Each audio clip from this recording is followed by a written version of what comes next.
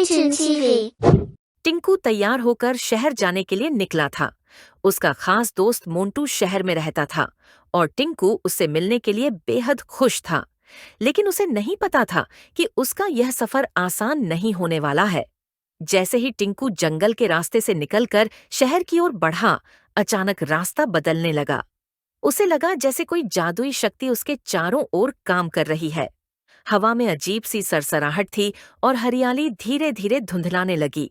टिंकू ने सोचा, ये क्या हो रहा है? मैं तो सही रास्ते पर था।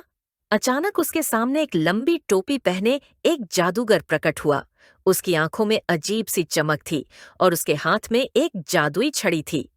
वह जोर से हंसा और बोला, तुम कौन हो जो मेरे रास्ते से गुजरने की कोशिश कर रहे हो? टिंकू ने बिना डरे जवाब दिया, मैं टिंकू हूँ।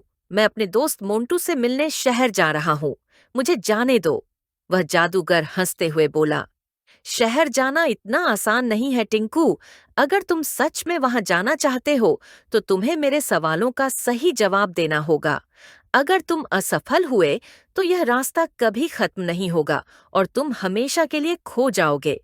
टिंकू ने हिम्मत से कहा, पूछो, मैं तुम्हारे सवालों का सामना करने के लिए तैयार हूँ। पहला सवाल था, ऐसा क्या है जो बढ़ता है लेकिन कभी वापस नहीं आता? टिंकू ने तुरंत जवाब दिया, समय। जादूगर मुस्कुराया और बोला, ठीक है, पहला सवाल सही है। अब दूसरा सुनो। दूसरा सवाल था, ऐसा कौन सा जीव है जो सुबह 4 पैरों पर चलता है, दोपहर में 2 पैरों पर और रात में 3 पैरों पर? टिंकू ने थोड़ा सोचा और जवाब दिया, वह इंसान है। बचपन में वह 4 पैरों पर चलता है, जवानी में 2 पैरों पर और बुढ़ापे में छड़ी के सहारे 3 पैरों पर। जादूगर अब थोड़ा गंभीर हो गया, लेकिन उसने आखिरी सवाल पूछा, ऐसी कौन सी चीज है जिसे तुम छू सकते हो लेकिन देख नहीं सकते? टिंकू ने तुरंत कहा, हवा। जादूगर रास्ते से हटते हुए बोला, तुमने सभी सवालों के सही जवाब दिए हैं। अब तुम आगे जा सकते हो। टिंकू ने राहत की सांस ली, लेकिन सफर अभी खत्म नहीं हुआ था। जैसे ही वह आगे बढ़ा, उसे एक और चुनौती का सामना करना पड़ा। इस बार 3 जादुई लोग उसे घेर कर खड़े हो गए और बोले, अगर तुम हमारे बीच से गुजरना चाहते हो तो तुम्हें हमें अपनी सबसे कीमती चीज देनी होगी। टिंकू थोड़ी देर सोच में पड़ गया। फिर उसने अपनी बैग से लाल पत्थर निकाला जो उसकी माँ ने उसे दिया था।